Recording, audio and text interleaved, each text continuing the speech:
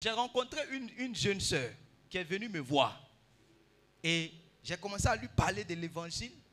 Et arrivé à ce moment, elle a compris qu'il y avait véritablement une différence. Donc elle a ouvert son cœur.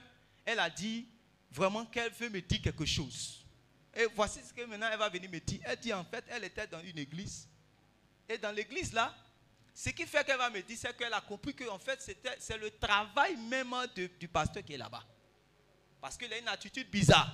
Qui va entrer, il dit qu'en fait, il faut que ces filles-là puissent entrer en alliance. Elles doivent rentrer. Il y a certaines grâces dans leur vie, depuis là, ça les échappe.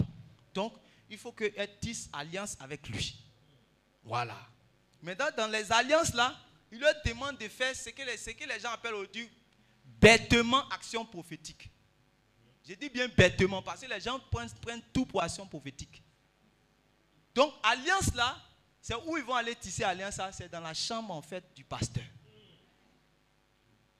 Suivez-moi très bien. Quelqu'un qui ne lit pas la Bible, tu ne lis pas le livre de l'alliance, tu ne sais pas ce que Dieu veut de toi. Quelqu'un voyou là-bas va te dire tout ce qu'il veut, tu as fait. Par exemple, il te dit, c'est l'homme de Dieu, hein? C'est l'homme de Dieu. D'accord?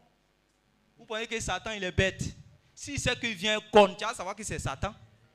On s'appelle le malin. C'est ça qui a fait qu'il a séduit plusieurs. Souvent aussi, il prend col blanc, il met ici, avec veste aussi, et puis il vient. Souvent, il porte aube blanche, tout blanc. Quand tu as regardé, tu as pensé que c'est un agneau. Mais sa voix, c'est la voix du dragon. Suivez-moi très bien. Quand vous lisez l'Apocalypse, vous n'avez pas vu?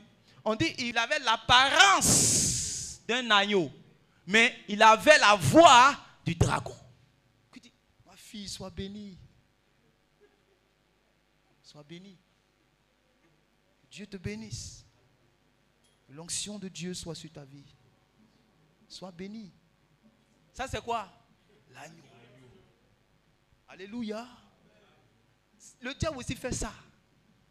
Ça c'est l'apparence. Mais maintenant, là où on va voir si vraiment c'est de Dieu là, c'est ce qui va sortir, le message. C'est pas ce qu'il avait dit dans Deutéronome chapitre 13. Si un prophète vient, il vous dit des choses même que ça arrive. Mais si maintenant après il vous dit allons adorer d'autres dieux, sachez que je suis en train de vous mettre à l'épreuve pour voir si vous connaissez ma parole ou bien vous ne connaissez pas ma parole. Dieu avait dit ça. On prend les gens, on fait les alliances bizarres avec eux. Et dans ça là, elle dit, elle est partie là. Elle dit, tout ce qu'on fait à femme, il m'a fait ça. Oh. C'est l'alliance qu'elle a. Parce que tu ne connais pas la Bible. Parce que tu n'es pas toi-même en alliance avec Dieu. Tu ne vois pas ce qu'il y a à l'intérieur. On peut te dire, ah, vous n'avez pas vu sur les réseaux sociaux. Il y a des gens, mais on leur dit, mangez herbe là, mangez, couchez-vous, mangez l'herbe. Voilà. C'est parce que vous n'êtes pas en alliance, vous ne connaissez pas les clous. On vous fait les actions prophétiques bizarres, les prières bizarres. Voilà. C'est parce que les gens ne sont pas en alliance avec Dieu. Parce que ces gens-là font tout ce genre de choses là. Parce que, en fait, eux, ils veulent sortir de leurs problèmes. Donc, comme ils étaient habitués avant d'aller chez les marabouts, le marabout, tu viens, il dit, tu veux avoir quoi? Mariage. Ok. Tu vois Canari qui est là. D'accord. Donne-moi. Canari là, l'eau là est sale. Hein. Il boit quoi? Il fait quoi? Puis il dit, ouvre tes yeux, ouvre ta bouche. Il fait quoi? Tu veux ton mariage, mais tu veux pas ton mariage. Et puis, quand c'est comme ça, elle ne discute pas même. Elle avale comme ça. Tout saleté du marabout. Parce que seulement elle veut quoi? Donc les gens ont été tellement fatigués, habitués à ça, qu'ils pensent que quand on arrive chez Dieu aussi là, on doit faire n'importe quoi pour avoir ce qu'on veut. C'est le brouteur pour avoir l'argent, on lui dit de couper son orteil pour qu'il puisse avoir beaucoup d'argent. Donc il pense que quand on va arriver aussi dans l'affaire de Jésus, quand on dit homme de Dieu, donc lui aussi va te dire de faire quelque chose. Donc quand ils arrivent souvent dans l'église, vous voyez aujourd'hui on est en train de prêcher, tout est calme comme ça là. Ça n'arrange pas. Non, il faut que il y a quelque chose d'un peu mystérieux pour qu'on sache que Dieu est là. Moi, comme ça, il te sera difficile de savoir que je suis un prophète authentique. Parce que quand tu seras en contact avec moi, je vais te parler de la parole de Dieu. Maintenant, si toi, tu es habitué à tout ce qui est mystique, mystérieux, tu ne vas pas savoir que Dieu t'a visité par un prophète. Il y a même beaucoup de serviteurs de Dieu. C'est-à-dire ils reconnaissent un prophète par quoi? Par les mystères, ou bien sa manière de faire bizarre. C'est pas ça qu'on reconnaît un ministère prophétique. Dis à ton voisin, faux. Si c'est ça, Jean-Baptiste, Jérémie, Ézéchiel, ils n'étaient pas des prophètes. Voilà. Même dans le Nouveau Testament, quand vous voyez les Silas, les Judes, là, la Bible dit qu'ils étaient au milieu du peuple, exhortant le peuple. Exhortant le peuple. Parce que la prophétie vient pour instruire, la prophétie vient pour édifier, la prophétie vient pour construire, la prophétie vient pour réellement bâtir la foi.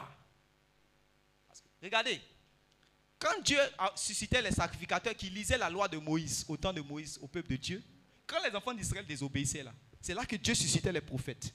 Les prophètes faisaient quoi? Quand ils venaient pour emmener le peuple à un retour à la parole. Mais comment tu vas emmener le peuple à un retour à la parole si toi-même tu ne connais pas la parole? Donc reconnaissez les vrais prophètes par la connaissance de la parole. Ils ont mangé le rouleau. C'est pour ça qu'ils n'ont pas besoin de se mettre à la chair ici réellement pour lire. Ils ont déjà mangé. Donc eux ils sont dans la rue. C'était comme des évangélistes de l'Ancien Testament. Suivez-moi très bien. Regardez. Les sacrificateurs, ils étaient comme les pasteurs. Ils prennent les livres et ils lisent. Ils étaient des docteurs de la loi. Maintenant, ils expliquent. Le prophète, lui, il n'est pas forcément au temple. Lui, il est au dehors même. Et puis, il arrive à un carrefour comme ça. Ce qui est dans le livre là, il a déjà mangé. Donc, quand il est là comme ça, il ouvre la bouche. Et tout ce qu'on enseigne là, ça sort de sa bouche. Et ça instruit le peuple. Si tu veux obéir, tu obéis. Si tu désobéis aussi, la colère de Dieu te frappe. C'est ça qu'on appelle prophète. C'est pour ça que prophétiser même veut dire transmettre, parler de la part de Dieu. C'est ça qu'on appelle prophétiser. Parler de la part de Dieu. On ne reconnaît pas un prophète seulement par une parole de connaissance. Un simple chrétien ici peut avoir des paroles de connaissance. Amen. Amen. Donner une parole de connaissance ne fait pas de toi un prophète. Est-ce que tu es avec moi ici? Mais on dit pourquoi les gens appellent tout le monde ici prophète, prophète? Parce qu'il a donné 2 paroles de connaissance. Non. Donner une parole de connaissance, ce n'est pas prophétiser. Il y a la prophétie et il y a la parole de connaissance. Je ferme la parenthèse.